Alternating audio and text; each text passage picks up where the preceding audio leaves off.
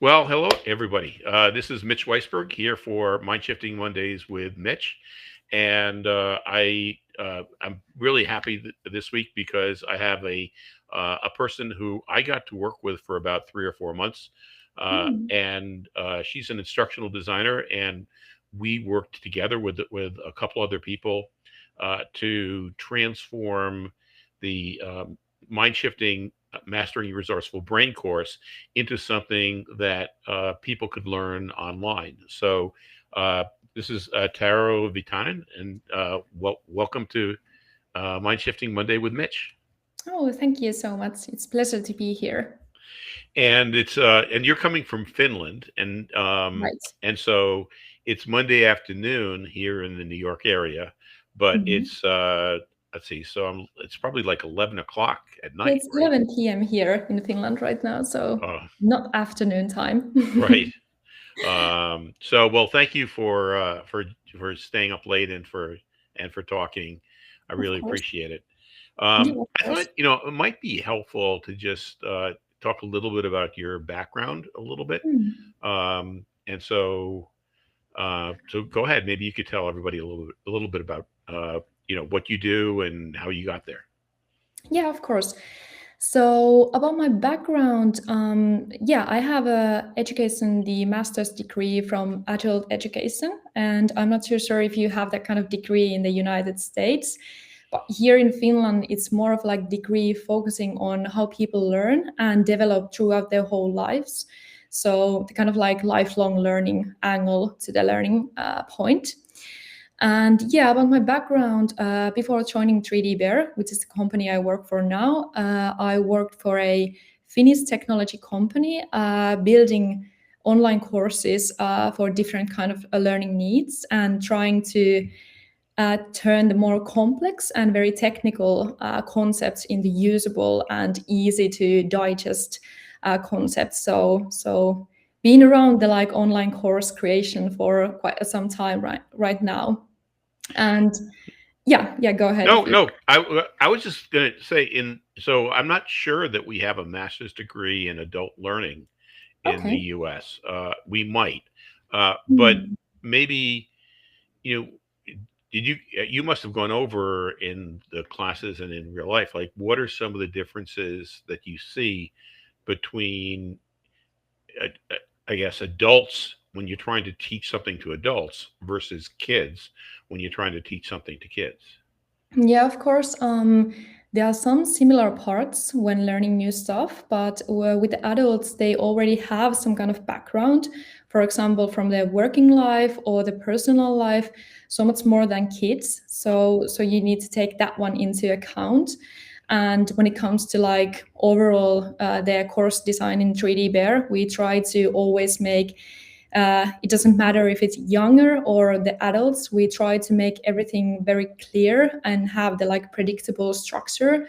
So it's kind of like reduces the cognitive load for the Hmm. learner. So it's easy to learn. And we have done the same thing with the mind shifting course. So for example, mind shifting, we have 6 modules and we have I don't know if you want to share the screen and show Sure. at some Yeah. point, but we have the like visual cues in the course to support the learning. We have the cues, for example, the key takeaways and the reflection parts and AI interactive exercises. So it's easy to follow the structure and know what to expect during the course. So.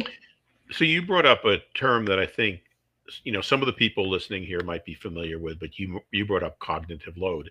Mhm. And when you're trying to teach people, why is it important to structure the material to lessen the cognitive load? Because when if you have a very high cognitive load, you wouldn't have that much space to learn the stuff that you really need to learn. So we need to free the space for the important parts, which is the like trying to learn new stuff and not to use your like the cognitive space of the brain to trying to understand of the course, maybe like the structure or how you need to come Mhm. around with the materials. So it's not like important, so it's like waste of your I don't know, brain capacity Right. to Hmm. just trying to come around with the course content. So yeah.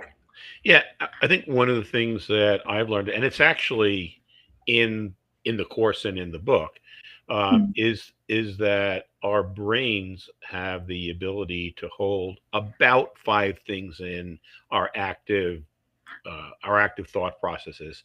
We Yeah. say, five plus or minus two, so somewhere between Mm. 3 and 7. So if you think, the way I think about it is, if you think about teaching somebody something, you teach them the first thing, you teach them the second thing, you teach them Mm. the third thing. Once you get to the fifth thing that you're teaching them, the brain can't be thinking of more things. So from an instructional design standpoint, there are techniques that you use in order to uh, consolidate that information, so it no longer has to be Right. held in um, in your active memory. And I think, one of those things is practice, because if we practice something enough, then it becomes, I guess, muscle memory, you might call it, Mm. or part of our habits, or something that we're fluent in, and we no longer have to think about it. uh, Right. and that was one of the things that, you built in a lot into the course, um, is making sure that people got a chance to practice things, Mm. and also a chance to use more than one way of the information coming in. Yeah, exactly. And you mentioned that, Yeah. could we demo something? So I think maybe what I'll do is I'll actually get a lesson from the course Sounds up good. here, so you can go through why you did various things. Yeah, So that sounds good. okay. And what you said about the like reinforcement, it is Hmm. one of the very big things or like themes during the course. So we try to go through the different concepts with, for example, stories from everyday life or with the historic events or something very like easy to digest and memorize, and then also have the like just traditional theory parts, then the interactive exercises, and also the like the big thing, the AI avatars there. So it's easy to memorize stuff and to have a like lasting impact on the things that you go through during the course. I think the one of the things that you said early as you were talking is the idea of stories. Mm. So stories is another way of lightening cognitive load, because the human brain is designed to learn through stories, right? Yeah, Um, exactly. we when we think about, um, you know it when we think about something that we're learning, we the brain actively is telling stories about it. But if we Mm. can, as instructional designers, throw in a story about how we use something, then it makes it more contextual, and it makes it a lot easier to learn. Exactly. Yeah, that's So let good. me, yeah. So I think people can now see the screen, right? Yeah, I So think I can at least. So I kind of arbitrarily chose one of the lessons. There's six modules in this course, and so Mhm. this is lesson six of module one, and it's on the freeze reaction. Taro, do you want to talk a little bit about the freeze reaction first, or do you want me to explain it? Um, yeah, I could go through. So I think the freeze reaction is something that all of us are very familiar with. So it is kind of like survival mode that happens when you are under a pressure or in not so like nice situation. And for example, you are in a meeting or you have a very difficult conversation, and all of a sudden you just won't be able to say anything. You just your mind goes completely blank and you are just like unable to say anything. And it's the kind of like very unpleasant moment Hmm. when it happens. And I think we are all very familiar with that one.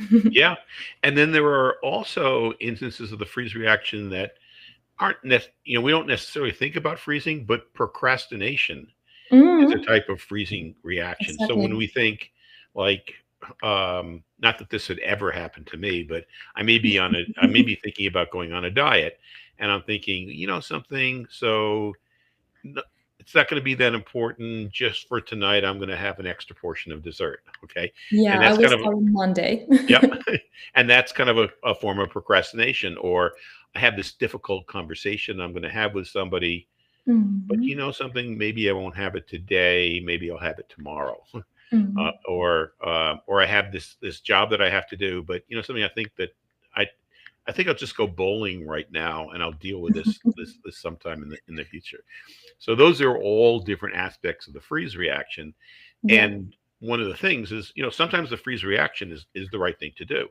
But Mhm. if we don't think about it, then sometimes we do the freeze reaction and it just seems like that's what we have to do, or that's what we're Yeah. going to do. But if we can have this self awareness and say, well, wait a minute, this is a survival reaction, this is the freeze reaction. What else can Mhm. we do here?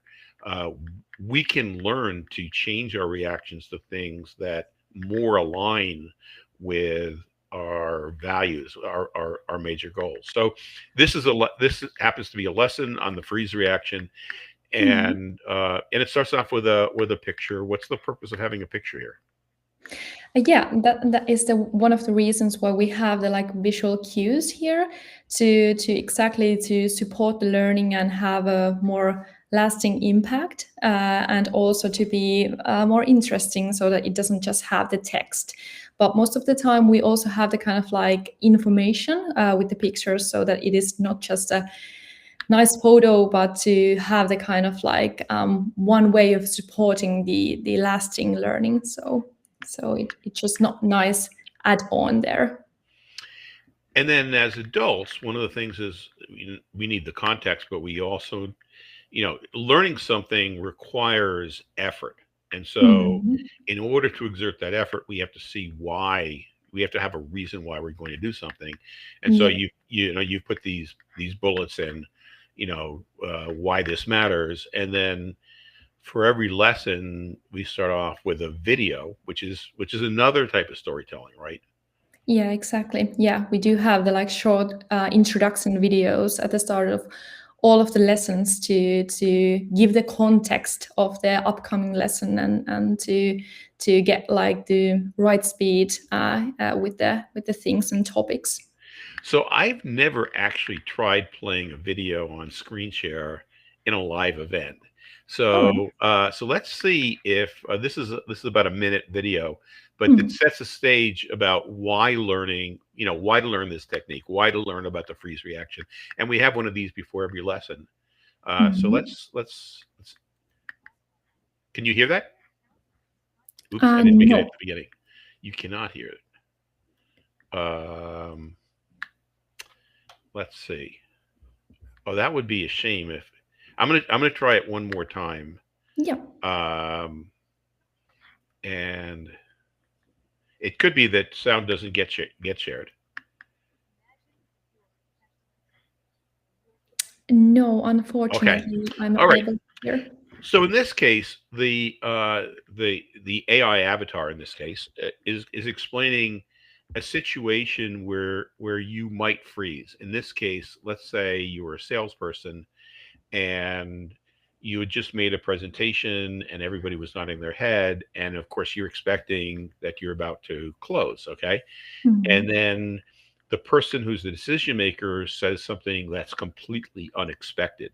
Like in this case, they might say, you know something, we love everything that you say, we're going ahead with it, and if you can just sign we're willing to sign the agreement today, but we need you to reduce your price by 50%.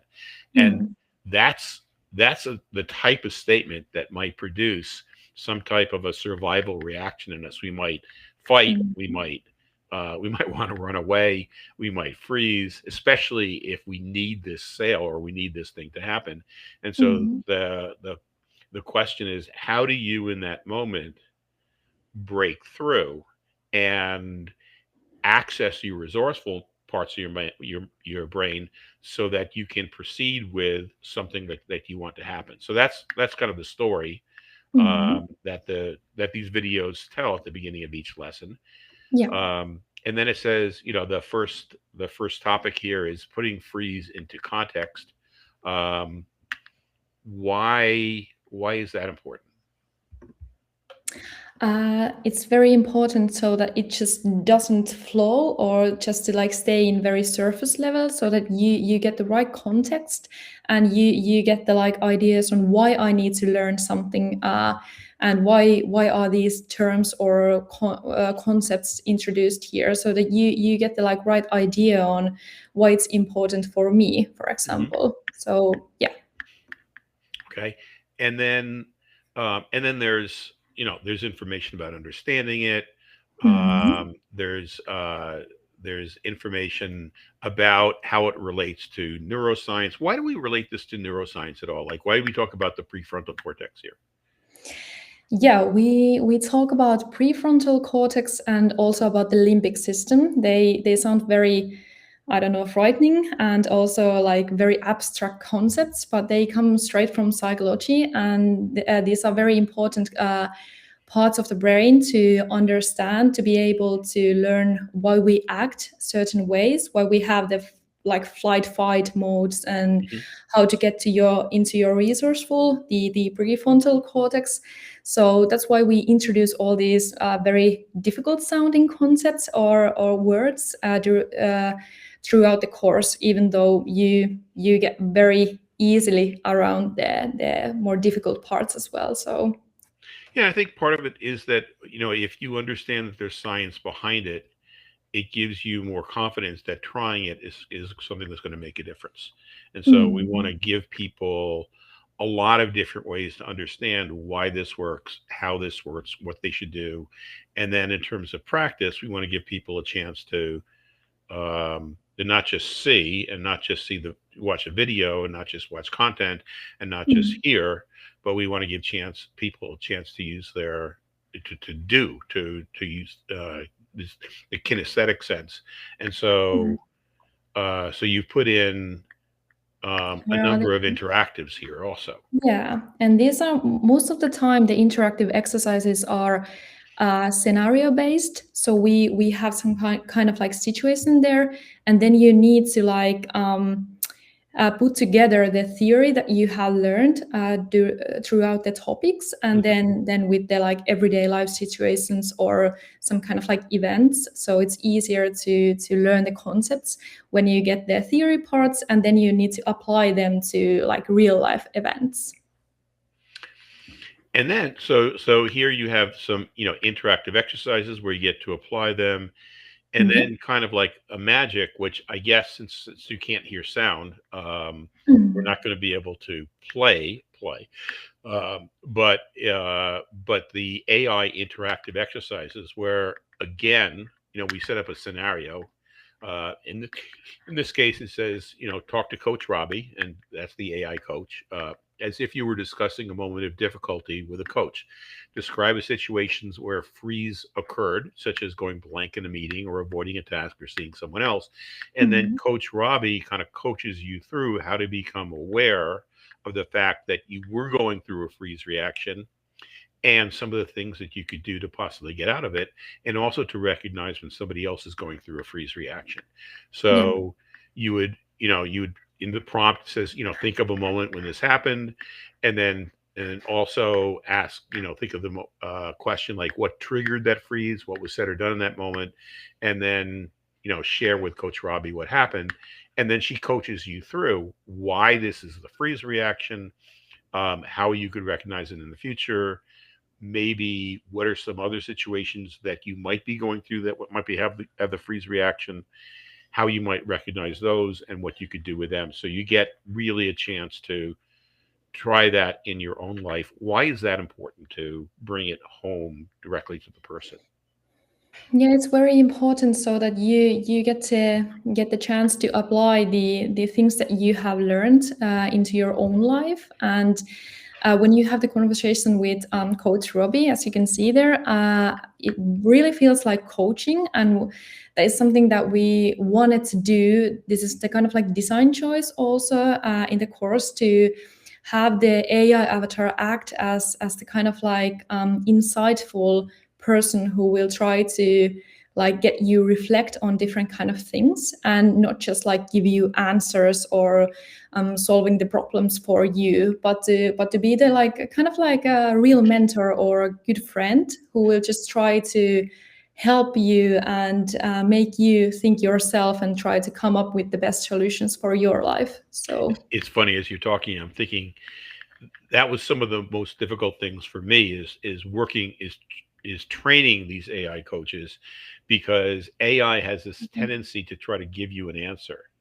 mhm. And what we really wanted in here was not for a course to give you an answer. What we Yeah. wanted was a course that gave you the ability to be able to get into your most resourceful minds, so that Mhm. whatever it is that you're doing, you can say, "Ah, that's just a, you know, I was in a freeze reaction, I was in a flight reaction, but here's how I can get out of it, and here's a technique in order to me for me to access my own resourcefulness, so that I can come up with my own different possible actions, and that will solve the problem."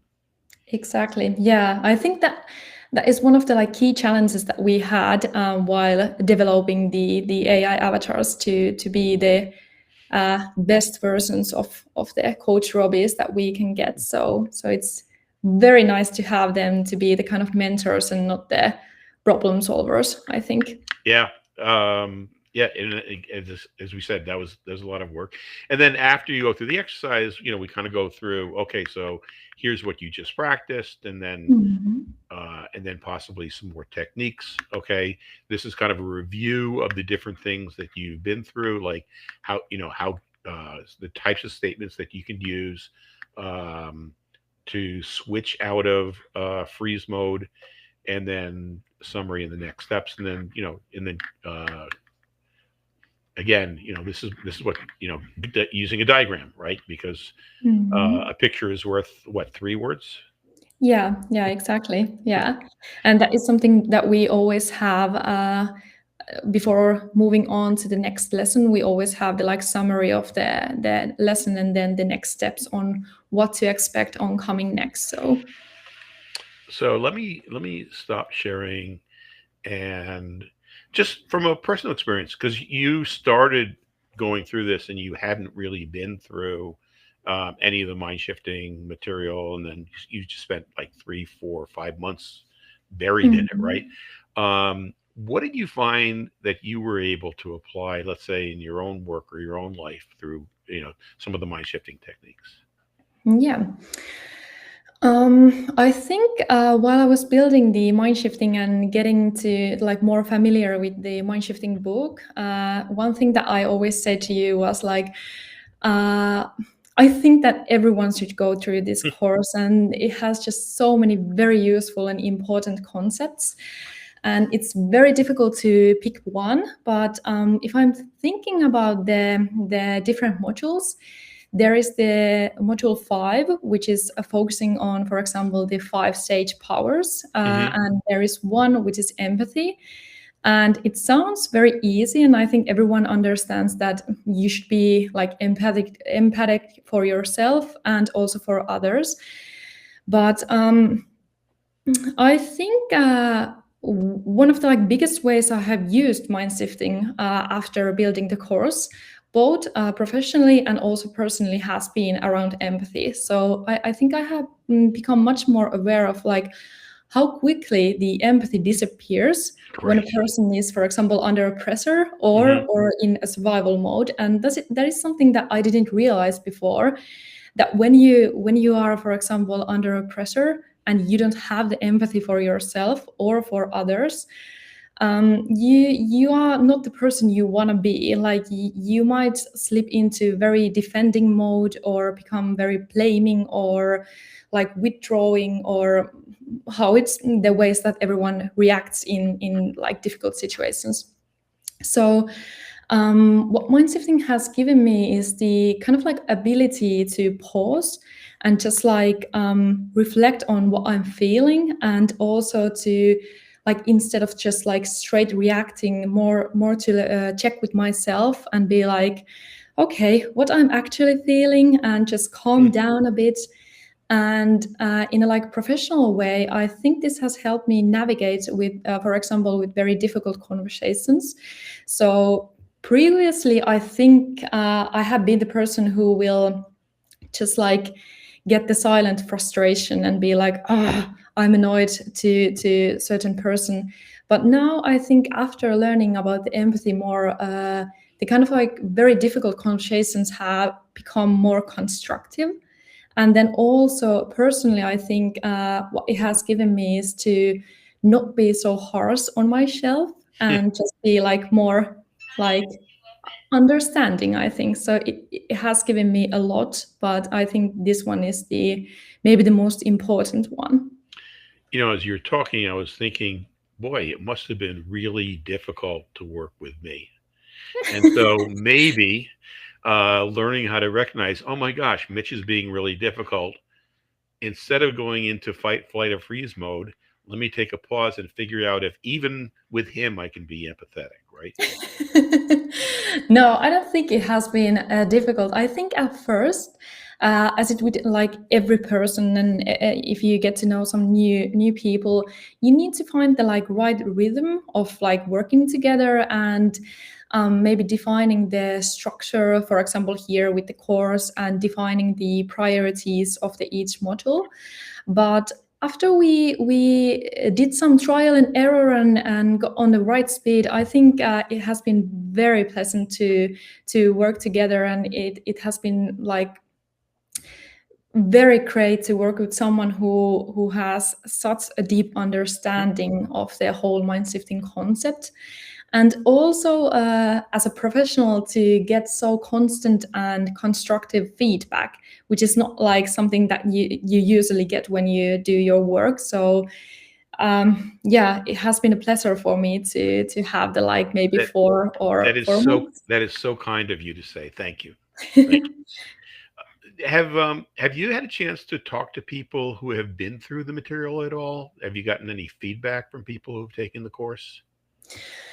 Yeah, I have. I think most of the feedback that I have heard from people who have taken the course has been that the course is very encouraging and it's very engaging. And even though, like, some of the people who have said that they are not that tech savvy and they Mm. were a bit afraid of like whole online course and all the interactive exercises and the AI avatars, like how can I like get the right understanding of the technology and use it in the right way.